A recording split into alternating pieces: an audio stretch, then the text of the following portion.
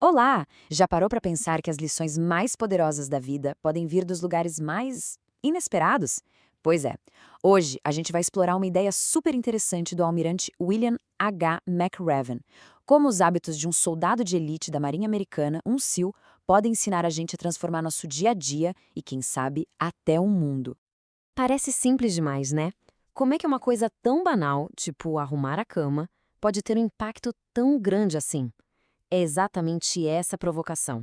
A sabedoria, às vezes, não está em grandes teorias complexas, mas sim nos pequenos rituais que a gente pratica todo santo dia. Então, vamos lá, começando pelo começo, literalmente. O primeiro princípio é todo sobre o poder de iniciar o dia com uma vitória, sabe? Por menor que ela seja. Para um CEO, arrumar a cama era o primeiríssimo teste do dia. E olha, não era só sobre organização, não. Era sobre perfeição sob pressão. O padrão era tão, mas tão rígido que uma moeda tinha que quicar na colcha. A ideia por trás disso era internalizar a disciplina desde o primeiro minuto.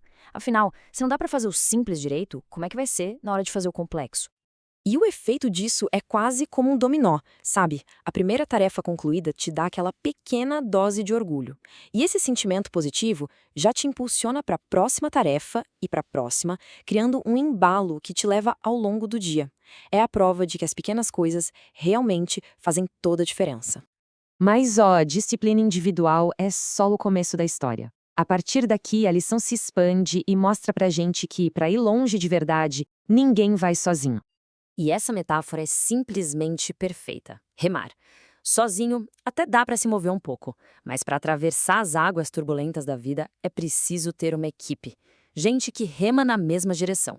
O bote de borracha era o teste diário disso. Imagina, 7 homens, um bote e a obrigação de chegar ao destino, juntos. Se um ficava doente ou muito cansado, os outros tinham que remar mais forte.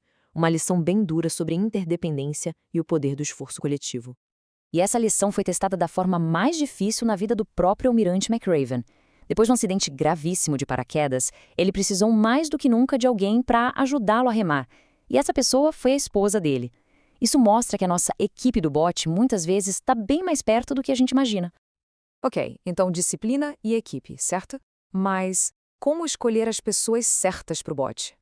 A terceira lição desafia nossos preconceitos e diz pra gente olhar além das aparências. Olhar para o que realmente importa, o tamanho do coração. A história de Tommy Norris é a prova viva disso. O próprio McRaven admitiu que quando olhou para ele pensou, esse cara não dura uma semana.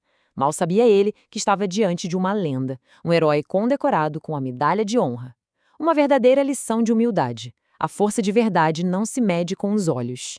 Bom, até agora a gente falou sobre como se preparar, mas e quando a vida nos joga na lama? O próximo conjunto de lições é sobre resiliência, sobre como encarar as dificuldades de frente. Tenta imaginar a cena. Por uma pequena falha no uniforme, a pessoa era obrigada a correr para o mar gelado e depois rolar na areia. E passava o resto do dia assim, ensopada e coberta de areia. Essa era a punição do empanado de areia. E o pior, muitas vezes parecia algo completamente aleatório. Qual era o sentido daquilo? A lição era brutalmente simples. A vida não é justa. E o homem que ensinou isso ao McRaven, o instrutor Mookie Martin, acabou se tornando o exemplo vivo dessa lição anos depois, de uma forma trágica, quando um acidente o deixou paralisado. Às vezes as piores coisas acontecem com as melhores pessoas, sem motivo nenhum.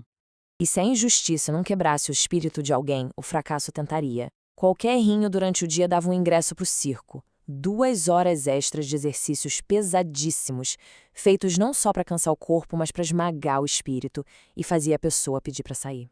Só que aí acontece uma coisa curiosa, um paradoxo.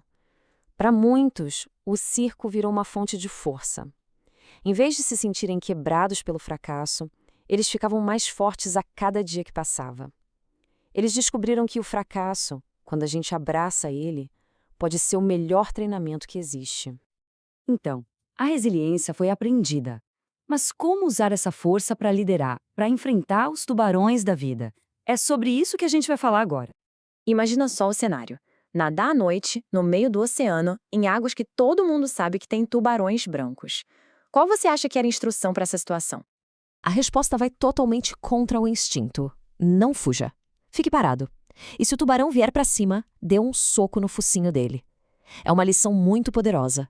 Tiranos e bullies, sejam pessoas ou circunstâncias, se alimentam do medo.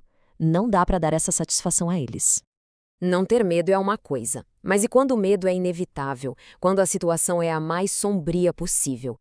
A lição aqui é sobre encontrar a melhor versão de si mesmo justamente nesses momentos. E não existe exemplo melhor do que este aqui. No auge da chamada Semana do Inferno, atoladas em lama congelante, com o moral completamente destruído, um recruta começou a cantar. Foi um ato de desafio, de esperança. Logo, outros se juntaram.